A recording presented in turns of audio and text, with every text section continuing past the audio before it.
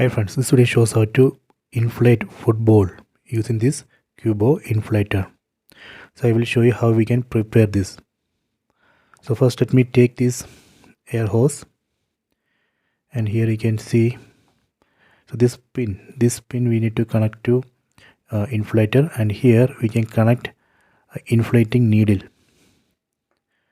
So this is a inflating needle for football. So let me connect this here.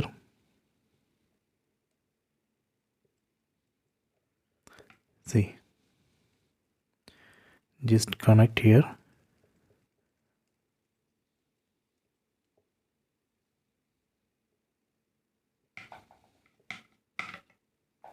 Okay, done. Then this end of the hose we need to connect to inflator, and here you can see the air hose connector port. So let me connect here. So this is very easy, just insert, then rotate, then try to pull. See, now this is not coming, that means this is locked. Okay, so after that